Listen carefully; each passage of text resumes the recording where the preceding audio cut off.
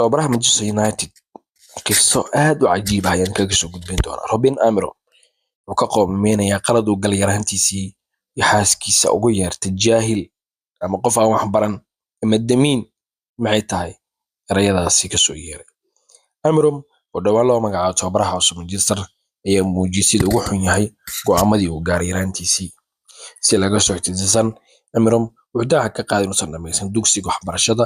Xaqiiqda ah in xaaskiisa Maria ee marka qaarkood kuma jaajilooto iyadoo ugu yeertay jaahil ee banaanka la keenay.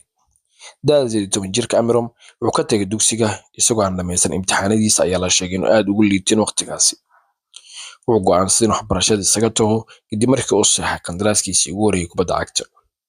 Isagoo arrintan ka hadlay wuxuu yidhi hooyaday heshiis baan la galay dugsiga waan sii wadi lahaa laakiin qandaraaskii igu horreeyay xirfadeyda waxaan saxay anigoo 17 sano jir ah. Maanta aad ayaan uga qoomeynay arrintaasi. Haddii aan imtixaan gali lahaa waxaan u gudbi lahaa fasalka 12aad. Waxaan sidoo kale geli karay kulliyad sare ee jaamacadda ah hogaamiyaha cusub kooxda Manchester United.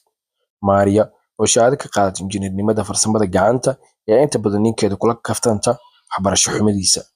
Maria way guursatay Robin 2013 lamaanahan waxay haystaan 2 carruur ah. Hogaamiyaha Manchester waxa lagu tilmaamay mid aan wax baran jaahil ah sida xaaskiisa inta badan ay isaga la kaftanto. Marka ninka kubadda cagta dhankeeda ayaan ku fiican ayuu leeyahay waxbarashada iskuul iyo jaamacadii sheekooyinkaasi kuma fiicni.